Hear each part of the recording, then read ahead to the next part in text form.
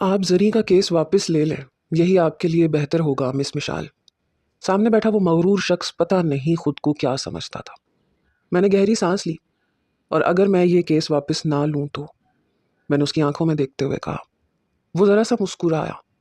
بالاج سکندر نام ہے میرا محترمہ، یہ کیس تو آپ ہار جائیں گی، کیونکہ اگر آپ نے مجھ پہ بے بنیاد الزامات لگائے تو یاد رکھیے گا کہ زری کا تو میں جو حال کروں گا وہ کروں گا، بخشوں گا تو میں تمہیں بھی نہیں۔ وہ شخص بے خوف ہو کے مجھ سے کہہ رہا تھا۔ میں نے کہا یعنی کہ آپ کورٹ میں بیٹھ کے کھلے عام مجھے دھمکی دے رہے ہیں؟ آپ جانتے ہیں کہ میں آپ کی حرکت کو عدالت کے سامنے بتا سکتی ہوں۔ کہنے لگا جس عدالت کے سر پہ تم اتنا بول رہی ہو نا، میں اسے اپنے جوتے کی نوک پہ رکھتا ہوں۔ میں زریں کو طلاق نہیں دوں گا۔ میں نے کہا وہ تو تمہارے اچھے بھی دیں گے، اور میں بھی تمہیں کھلا چیلنج کرتی ہوں مسٹر، کہ میں زریں کو تمہارے چنگل سے آزاد کروا کے ہی دم لوں گی۔ تم جیسے آدھے ادھورے مرد کے ساتھ اپنی دوست اور اپنی کلائنٹ کی زندگی مزید برباد ہونے نہیں دے سکتی۔ اولاد کی خواہش ہر عورت کو ہوتی ہے۔ میری بات سن کے اس نے اپنی مٹھیاں بھینچی تھیں۔ کہنے لگا تم میرے اور زریں کے معاملے سے دور رہو تو بہتر ہوگا، اور اسے کہہ دینا کہ اگر اس نے مجھ پہ کوئی بھی الٹا سیدھا یا غلط الزام لگایا تو میں اسے چھوڑوں گا نہیں۔ میں نے کہا اے مسٹر، تم کھلے عام میرے سامنے میری کلائنٹ کو دھمکیاں دے رہے ہو۔ میں ثابت کروں گی کہ تم ایک نامکمل مرد ہو، اور میں زری کو طلاق بھی دلواؤں گی۔ وہ کہنے لگا مجھے نامکمل مرد ثابت شوق سے کرنا، لیکن اگر تم نے زری کو طلاق دلوائی تو دوسرا نکاح میں تم سے کروں گا، اور اس کے بعد میں تمہیں بتاؤں گا کہ میں کتنا نامکمل مرد ہوں۔ اور میری بات کو دھمکی بالکل نہ سمجھنا، اگر یقین نہ آئے تو اپنی دوست زری سے پوچھ لینا، وہ میرے مزاج سے اچھی طرح واقف ہے۔ میں غصے میں آ گئی تھی۔ اپنے آپ کو سمجھتا کیا تھا؟ دولت مند تھا تو اس کا مطلب یہ تو نہیں کہ وہ مجھے جو چاہے سنا دے۔ میں نے کہا اٹھو اور نکلو میرے کمرے سے باہر، تمہیں تو میں عدالت میں ایسا گھسیٹوں گی کہ تم یاد کرو گے۔ کہنے لگا بہت بڑی غلطی کرو گی لڑکی، بہت پچھتاؤ گی۔ یہ میری اور زری کی لڑائی ہے، ہم دونوں کے بیچ میں ہی رہنے دو تو بہتر ہے۔ میں تمہیں آخری بار سمجھانے آیا ہوں، ورنہ انجام کی ذمہ دار تم خود ہوگی۔ یہ کہہ کے وہ میرے سامنے سے اٹھ کے جا چکا تھا۔ میرا بس نہیں چل رہا تھا کہ میں اس شخص کے ساتھ کیا نہ کر گزروں۔ زری سے میری دوستی کالج کے زمانے میں تھی، وہ بھی وکیل بننا چاہتی تھی، اس لیے ہم دونوں نے سوشیولوجی، پولیٹیکل سائنس، سیوکس جیسے سبجیکٹ لیے تھے تاکہ آگے جا کے ہمیں مشکل پیش نہ آئے۔ زری بے حد خوبصورت اور معصوم سی لڑکی تھی، ڈری ڈری سی لگتی تھی، اور میں بااعتماد قسم کی تھی۔ بہرحال میری دوستی زری سے بہت جلد ہی کالج میں ہو چکی تھی، حالانکہ ہم دونوں کے مزاج میں بہت فرق تھا۔ تبھی مجھے باتوں باتوں میں پتہ چلا کہ اس کا تعلق ایک جاگیردار گھرانے سے ہے، اور ان کے ہاں لڑکیوں کو زیادہ تعلیم دلوانے کا رواج بھی نہیں ہے۔ لیکن اس نے اپنے والد سے رو رو کے آگے پڑھنے کی اجازت لی، لیکن اس کے گھر میں کسی کو نہیں پتا کہ وہ وکیل بننے کی خواہش مند ہے، ورنہ اسے آگے تعلیم حاصل کرنے کی اجازت نہ ملتی۔ مجھے یہ بات سمجھ میں نہیں آ رہی تھی کہ ایسا کیوں ہے۔ شاید میرے گھر کا ماحول اس کے گھر کے ماحول سے یکسر مختلف تھا۔ میرے گھر والے بہت سپورٹڈ تھے، اور کسی کو بھی میرے وکیل بننے پہ زیادہ اعتراض نہیں تھا، کیونکہ ہماری فیملی میں تعلیم کو بہت زیادہ اہمیت دی جاتی تھی۔ میرے بہت سے کزن ڈاکٹر تھے، انجینئر تھے، وکیل بھی تھے، اسی لیے جب میں نے اپنے والد کے سامنے یہ خواہش رکھی تو انہوں نے باخوشی اس کو مان لیا تھا۔ مجھے زری کی باتیں بڑی عجیب لگتی تھیں۔ وہ کہتی تھی کہ ان کی شادی خاندان سے باہر نہیں کی جاتی اور زندگیوں کے فیصلے پنچایتوں میں ہوتے ہیں۔ مجھے ایسے لگتا تھا جیسے میں کوئی ڈرامہ یا فلم کا کوئی سین دیکھ رہی ہوں۔ اس کی بھی بات بچپن سے اپنے کزن بالاج سکندر سے طے تھی، جو اسے بالکل بھی پسند نہیں تھا، کیونکہ وہ بے حد مغرور تھا اور گھمنڈی بھی حد سے زیادہ تھا۔ پہلی بار میں نے بالاج کو اس وقت دیکھا جب ہم کالج کی چھٹی پہ کالج سے باہر نکلے۔ اگلے 2 دن چھٹی تھی اور زریں کہہ رہی تھی کہ 2 دن اسے گاؤں میں جا کے رہنا پڑے گا۔ بہرحال وہ میرے ساتھ ہی کالج سے باہر نکلی، لیکن سامنے کھڑی کالے رنگ کی لینڈ کروزر کو دیکھ کر اور وہاں کھڑے ایک نوجوان کو دیکھ کر زریں کی رنگت اڑی تھی۔ وہ سفید شلوار قمیض میں ملبوس تھا اور آنکھوں پہ کالے رنگ کا چشمہ پہن رکھا تھا۔ چہرے پہ مونچھیں تھی، رنگت سرخ اور سفید تھی۔ قد کاٹ بھی خاصا اچھا لمبا تھا۔ پاؤں میں کھیڑی چپل پہن رکھی تھی، بالکل جاگیردارانہ انداز تھا۔ اسے دیکھ کر زریں کا ہاتھ میرے ہاتھ میں کپ کپایا تھا۔ میں نے اس کی طرف دیکھا تو اس کی اڑی ہوئی رنگت اور ماتھے پہ پسینے کے ننھے قطرے دیکھ کے میں نے کہا، تو یہ ہے تمہارا منگیتر؟ وہ حیرت سے کہنے لگی، تمہیں کیسے پتا؟ میں نے کہا اپنی شکل دیکھو، تمہارا رنگ اڑا ہوا ہے۔ ارے آخر کو وہ انسان ہی ہے، اتنا ڈرتی کیوں ہو اس سے؟ کہنے لگی تم اسے جانتی نہیں ہو، تمہیں نہیں پتا ہے کہ بالاج سکندر کیا چیز ہے۔ وہ بالاج نہیں ہے، وہ بلا ہے، بلا۔ یہ کہتے ہوئے وہ تیز تیز قدم بڑھاتی ہوئی اس کے مقابل میں جا کے کھڑی ہو گئی۔ اس نوجوان کے ماتھے پہ بل پڑے۔ اس کے ہونٹوں کی حرکت سے میں یہ اندازہ لگا چکی تھی کہ وہ زریں سے گاڑی میں بیٹھنے کا کہہ رہا ہے۔ بہرحال میں اپنے گھر واپس آ گئی، لیکن میں زریں کے بارے میں ہی سوچ رہی تھی کتنی عجیب سی زندگی تھی اس کی. اسے پڑھے لکھے نوجوان پسند تھے اور مجھے وہ شخص کہیں سے بھی پڑھا لکھا نہیں لگ رہا تھا. بہرحال 2 دن کی چھٹی میں اس شخص کی شخصیت کو فراموش نہیں کر پائی تھی. 2 دن کے بعد جب میں کالج گئی تو زری نہیں آئی تھی. وہ گرلز ہاسٹل میں رہتی تھی اور اکثر میں اس کے ہاسٹل بھی چلی جایا کرتی تھی، لیکن آج تک کبھی ایسا نہیں ہوا کہ اس نے کبھی چھٹی کی ہو. میں اس کے ہاسٹل گئی تو پتہ چلا کہ وہ ابھی تک گاؤں سے واپس نہیں آئی. میں نے اس کے گھر پہ کال کی کیونکہ ان کے گھر پہ لینڈ لائن فون تھا. زرین کے پاس اپنا ذاتی موبائل نہیں تھا. فون کسی مرد نے اٹھایا.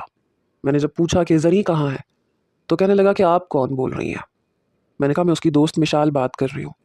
کہنے لگا کہ وہ آگے نہیں پڑھے گی، اس کی شادی ہونے والی ہے. میں نے کہا کیا؟ میرے لیے یہ بات حیران کن تھی. میں نے کہا لیکن زرین نے تو ایسا کوئی ذکر نہیں کیا، وہ تو آگے پڑھنا چاہتی تھی. وہ نوجوان کہنے لگا آپ سے کہہ رہا ہوں نا کہ اگلے مہینے اس کی شادی ہے، آپ کو سمجھ نہیں آ رہی ہے میری بات. میں نے کہا آپ میری اس سے بات کروائیں، اگلے مہینے پیپر ہے، شادی کی اتنی بھی کیا جلدی ہے، کم از کم ایف اے کے پیپر تو دے دیتی. شاید اس شخص کو میری باتوں پہ غصہ آیا.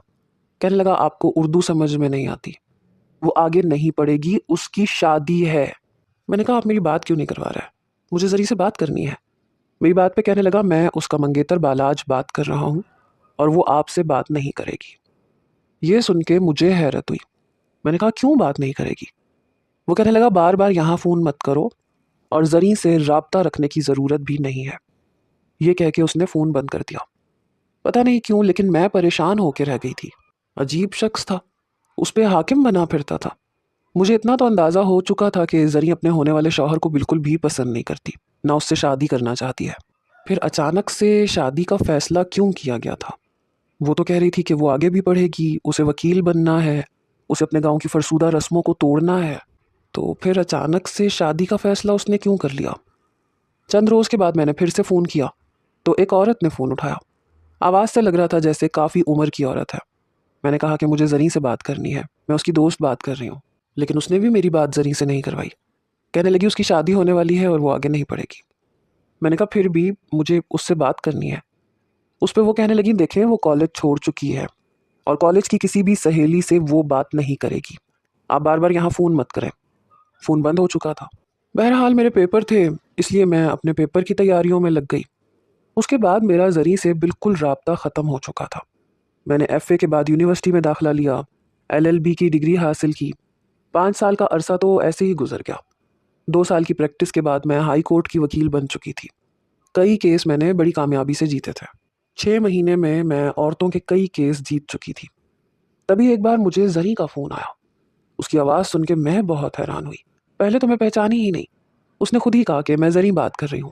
مشال کیسی ہو؟ میں نے کہا میں بالکل ٹھیک ہوں، تم کیسی ہو؟ تم نے تو ایسی شادی کی کہ واپس رابطہ ہی نہیں کیا. میری بات پہ کہنے لگی میں شہر میں ہوں، کیا تم سے ملاقات ہو سکتی ہے؟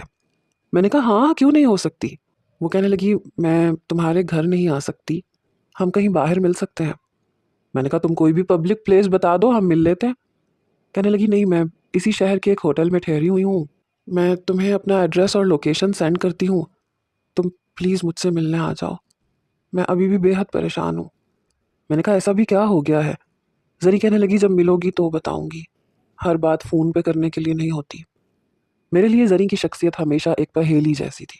بہرحال اس نے لوکیشن اور ہوٹل کا نام سینڈ کیا. جس روم میں وہ ٹھہری تھی وہ روم نمبر بھی اس نے مینشن کر دیا تھا. میں اگلے ہی روز اس کے ہوٹل کے کمرے میں موجود تھی.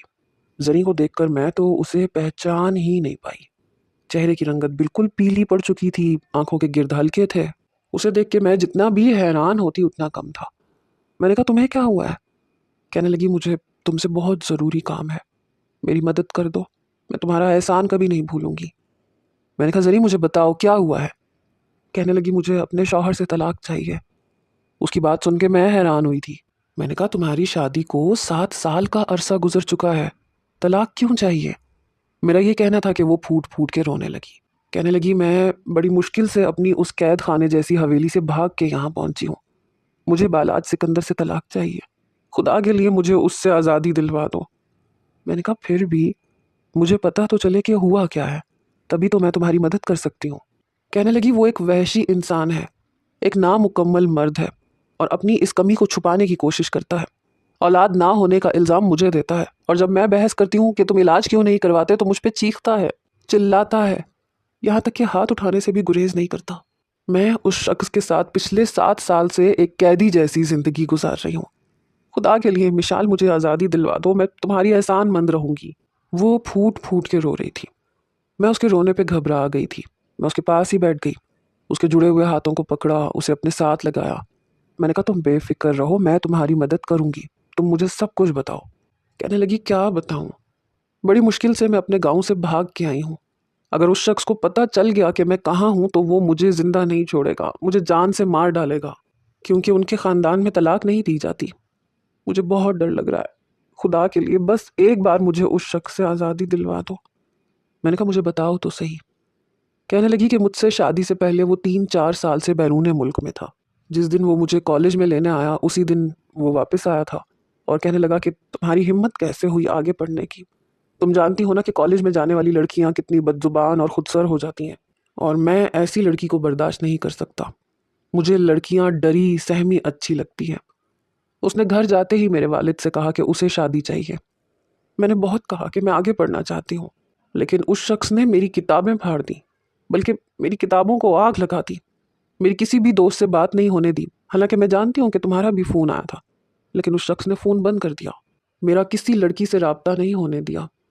میں بہت روئی، پھر بھی میں نے اپنے دل کو سمجھا لیا۔ میری شادی بالاج سے ہو گئی، لیکن شادی کی پہلی رات ہی میں جان چکی تھی کہ میرا شوہر مجھے وہ سکون نہیں دے سکتا جو ایک عورت کا حق ہوتا ہے۔ لیکن میں بالاج سے بہت ڈرتی تھی، اس نے کبھی بھی اپنی زبان سے یہ لفظ نہیں نکالا، لیکن میں کب تک یہ سب کچھ برداشت کر سکتی تھی؟ سونا، چاندی، ہیرے موتی، یہ سب چیزیں مل کے بھی عورت کو وہ سکھ نہیں دے سکتی جو ایک مکمل مرد دے سکتا ہے۔ وہ مجھے اولاد نہیں دے سکتا، مجھے وہ حویلی قید خانہ لگتی ہے۔ میں نے کہا لیکن تم اس سے طلاق لینے کے بعد جاؤ گی کہاں؟ کیا تمہارے گھر والے تمہیں قبول کر لیں گے؟ وہ کہنے لگی نہیں، لیکن میرے پاس اتنا پیسہ ہے کہ میں یہاں سے باہر کہیں چلی جاؤں گی۔ بیرون ملک میں میری خالہ ہے، وہ بہت اچھی ہیں، میں ان کے پاس چلی جاؤں گی۔ بس ایک بار مجھے اس شخص سے آزادی مل جائے، تم بس مجھ پہ اتنا احسان کر دو کہ مجھے آزادی دلوا دو، اور جب تک وہ مجھے طلاق نہیں دے دیتا تم مجھے کسی ایسی جگہ پہ رکھ دو جہاں بالاج کی پہنچ نہ ہو۔ مجھے یہ سمجھ نہیں آ رہا تھا کہ میں زریں کو کہاں رکھوں۔ میرے گھر میں میری فیملی تھی، میرے ماں باپ، میری چھوٹی بہن، میرا بھائی، میں وہاں زریں کو نہیں رکھ سکتی تھی۔ میرے والدین تو 100 سوال پوچھتے۔ میں سوچ میں پڑ گئی تھی کہ میں کیا کروں اور کیا نہ کروں۔ میں نے کہا کہ فی الحال تو تم یہیں رکو، میں تمہاری رہائش کا انتظام بہت جلدی کر دوں گی۔ اس نے مجھے اپنا فون نمبر بھی دیا، کہنے لگی کہ جو کچھ بھی کرنا ہے جلدی کرو، کوشش کرو کہ پہلی پیشی پہ ہی وہ مجھے طلاق دے دے۔ میں نے اسے تسلی دی اور میں وہاں سے باہر آ گئی۔ زریں کی ساری باتیں سوچ کے مجھے بہت افسوس ہوا تھا۔ اگر عورت بانجھ ہو اور مرد کی فطری خواہشات کو پورا نہ کر سکے تو وہ فوراً دوسری شادی کو ترجیح دیتا ہے، لیکن اگر عورت اس بات پہ اعتراض اٹھائے تو اس کی آواز کو دبا دیا جاتا ہے اور اسے مجبور کیا جاتا ہے کہ وہ اسی شخص کے ساتھ زندگی گزارتی رہے، پھر چاہے اس کے اندر 100 خامیاں ہی کیوں نہ ہو۔ اور کمال کی بات تو یہ ہے کہ مرد اپنی زبان سے یہ اعتراف بھی نہیں کرتا کہ خامی اس میں ہے۔ بہرحال مجھے زریں حق بجانب لگ رہی تھی۔ میں نے اس کا کیس لڑنے کا ارادہ کر لیا اور اسے اپنی ایک دوست کے گھر بھیج دیا جس کے اوپر کا پورشن خالی تھا، اور اس کے والد بھی پولیس میں تھے۔ اس کے والد سے میں نے سارا کیس ڈسکس کیا تو وہ کہنے لگے کہ میں اسے تحفظ دوں گا۔ میرے گھر پہ ویسے بھی 2 پولیس کے اہلکار ہر وقت چوکیداری پہ مامور ہیں، تم فکر مت کرو، تمہاری دوست کو کوئی نقصان نہیں پہنچے گا۔ جب کورٹ کا پہلا آرڈر بالاج سکندر کے پاس پہنچا تو وہ سیدھا میرے آفس میں آیا، بنا دستک کے دروازہ کھول کے مجھے اچھی خاصی دھمکیاں دے کے گیا کہ میں اس معاملے سے پیچھے ہٹ جاؤں ورنہ مجھے بہت پچھتانا پڑے گا۔ لیکن میں سوچ چکی تھی کہ میں پیچھے نہیں ہٹوں گی۔ میری دوست کو اپنی زندگی جینے کا حق ہے۔ پچھلے 7 سال سے وہ ایک اذیت میں زندگی گزار رہی تھی، اور میں نہیں چاہتی تھی کہ باقی کی زندگی بھی اس کی اذیت میں گزرے۔ بہرحال پہلی پیشی پہ میں نے اس شخص کی وہ شکل سب کے سامنے دکھائی جو اس نے سارے معاشرے سے چھپا رکھی تھی۔ کٹہرے میں کھڑی زریں کا رنگ زرد پڑ رہا تھا، کیونکہ دوسرے کٹہرے میں وہ شخص کھڑا مسلسل زریں کو بڑے غصے اور غضبناک نظروں سے دیکھ رہا تھا۔ زریں کا وجود ہلکا ہلکا کپ کپا رہا تھا، اس پہ خوف طاری تھا۔ میں نے کہا کہ مائی لارڈ، شادی کے 7 سال بعد بھی یہ شخص میری کلائنٹ کو نہ تو اولاد جیسی نعمت سے نواز سکا اور نہ ہی میری دوست اپنی شادی شدہ زندگی سے مکمل طور پہ مطمئن ہے، کیونکہ اس کا شوہر ایک آدھا ادھورا مرد ہے۔ اور کئی بار اپنی بیوی کو دھمکا کے ڈرا کے اس بات پہ چپ رہنے کے لیے کہہ چکا ہے تاکہ یہ بات دبی رہے اور یہ اپنی برادری میں سر اونچا کر کے چل سکے۔ بالاج کا وکیل کہنے لگا، محترمہ آپ کے پاس اس بات کا کیا ثبوت ہے کہ میرا موکل اولاد پیدا کرنے سے قاصر ہے، یا وہ اپنی بیوی کو وہ خوشی اور سکون نہیں دے سکتا جو ایک شادی شدہ عورت کا حق ہوتا ہے؟ میں نے کہا کہ اس بات کا اندازہ اس چیز سے بھی لگایا جا سکتا ہے کہ شادی کو 7 سال ہو گئے ہیں، لیکن میرا موکل ابھی تک بے اولاد ہے، اور یہ اس کی ساری میڈیکل رپورٹس ہیں۔ میں نے ایک فائل جج صاحب کے سامنے رکھ دی جس میں زریں کی ساری میڈیکل رپورٹس موجود تھیں کہ اس کے اندر ایسا کوئی مسئلہ نہیں ہے کہ وہ اولاد پیدا نہ کر سکے۔ میں نے کہا لیکن بالاج سکندر نے آج تک ایسی کوئی ٹیسٹ رپورٹ نہیں کروائی۔ آپ چاہیں تو ان کی ٹیسٹ رپورٹس کروا سکتے ہیں، لیکن اس چیز کے لیے بہت کیئرفل رہنا پڑے گا کیونکہ موصوف کے تعلقات خاصے وسیع ہیں۔ یہ نہ ہو کہ ایک غلط رپورٹ تیار کر کے یہ عدالت کو دھوکہ دینے کی کوشش کریں۔ میری بات پہ وہ بڑے غصے سے مجھے دیکھ رہا تھا۔ کہنے لگا یہ وکیل صاحبہ جھوٹ بول رہی ہیں۔ میں نے کہا تو آپ ثابت کر دیں کہ میں جھوٹ بول رہی ہوں۔ یہ تو چند روز پہلے میرے آفس میں آ کے مجھے بری طرح سے دھمکیاں دے کے گئے ہیں کہ میں ان کی بیوی کی طلاق نہ دلواؤں اور میری موکلہ ساری زندگی ان کے ظلم و ستم سہتی رہے۔ میرے خیال سے تو اسے جینے کا حق حاصل ہونا چاہیے، اس نکاح کو منسوخ ہو جانا چاہیے کیونکہ 7 سال کی مدت گزر چکی ہے اور بالاج صاحب اپنی مردانگی ابھی تک ثابت کرنے میں ناکام رہے ہیں۔ یہ سن کے اس نے اپنی مٹھیاں بھینچی اور بڑے غصے سے مجھے دیکھنے لگا۔ بہرحال اگلے روز جو دھماکہ میرے سر پہ ہوا وہ میری عقل سے بالا تر تھا، کیونکہ بالاج نے اپنا کیس واپس لے لیا تھا اور زریں کو طلاق بھی دے دی تھی۔ مجھے تو یقین ہی نہیں آ رہا تھا کہ میرا کیس اتنی جلدی حل ہو سکتا ہے۔ وہ شخص جو کچھ دن پہلے مجھے میرے ہی آفس میں دھمکا کے گیا تھا اور یہ کہہ کے گیا تھا کہ وہ کبھی بھی اپنی بیوی کو طلاق نہیں دے گا، اس نے بڑے آرام سے اپنی بیوی کو طلاق دے دی۔ بڑی حیران کن بات تھی۔ زریں بہت خوش تھی اور 2 دن کے اندر اندر وہ لندن اپنی خالہ کے پاس جا چکی تھی۔ جب تک وہ لندن نہیں چلی گئی میں بڑی فکر مند تھی کیونکہ وہ میری ذمہ داری تھی۔ بہرحال میں نے اسے بہت دعائیں دیں کہ وہ خوش رہے اور اگر اسے زندگی میں کسی اور مرد کو اپنانا پڑے تو وہ ضرور اپنائے، اپنی زندگی صرف اسی وجہ سے برباد نہ کرے کہ اب اس کے ساتھ شادی کون کرے گا۔ وہ کہنے لگی کہ اگر میری زندگی میں کوئی اچھا اور مخلص شخص آئے گا تو میں اسے ضرور اپناؤں گی۔ بہرحال زریں کو گئے ہوئے 8-10 دن گزر چکے تھے۔ میں بھی مطمئن ہو چکی تھی اور میں خوش بھی تھی کہ میں نے اسے ایک ظالم کے شکنجے سے بچا لیا، لیکن میں نہیں جانتی تھی کہ میں نے اپنے لیے کتنی بڑی مصیبت کھڑی کر لی۔ انہی دنوں میرے لیے میرے والد کے ایک دوست کے بیٹے کا رشتہ آیا تھا۔ لڑکا انجینئر تھا اور میری اس کے ساتھ منگنی ہو گئی۔ 2 مہینے بعد ہماری شادی تھی۔ اس کے بعد تو مجھے جیسے فرصت ہی نہیں ملی۔ شادی کی تیاریوں میں یہ وقت گزر گیا۔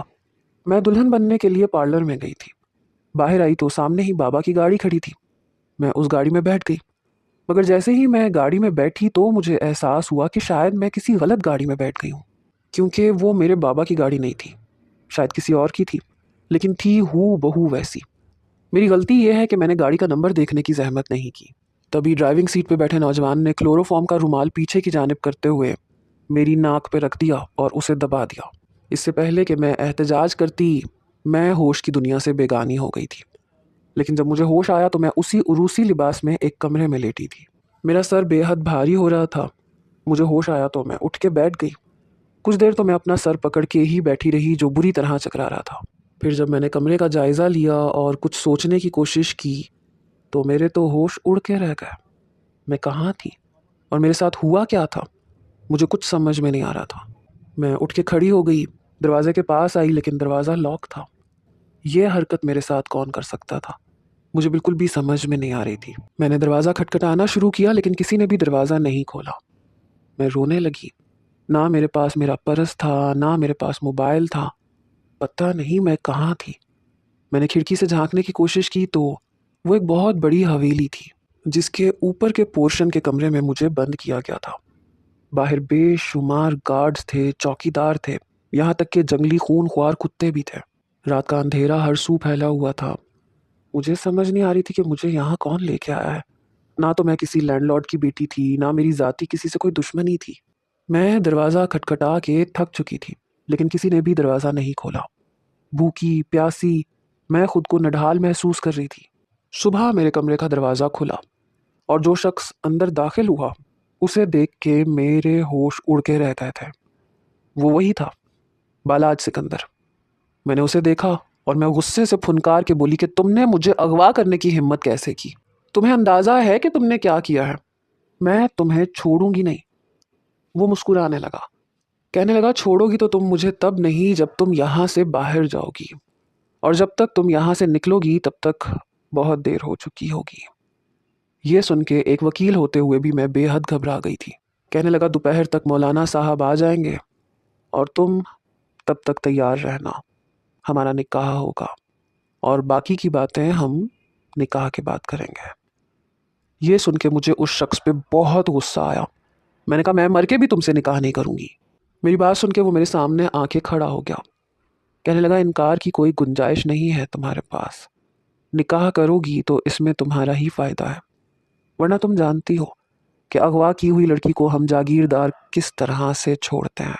वो ना जीने के काबिल होती है, ना मरने के काबिल बचती है।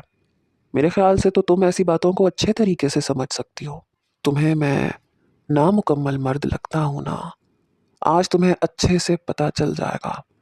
अगर तुम चाहती हो कि तुम्हारे साथ सब कुछ जायज़ तरीके से हो तो फिर निकाह नामे पे शराफत से साइन कर देना, वरना बिना निकाह के भी मैं जो चाहूँ तुम्हारे साथ कर सकता हूँ। उस शख्स की बात पे मुझे बहुत गुस्सा आया था। मैंने कहा, तुम अपने आप को समझते क्या हो? तुम मुझसे ज़बरदस्ती निकाह नहीं करवा सकते। उसने कंधे उचकाए, कहने लगा, मर्जी है तुम्हारी, मुझे तो फ़र्क नहीं पड़ेगा।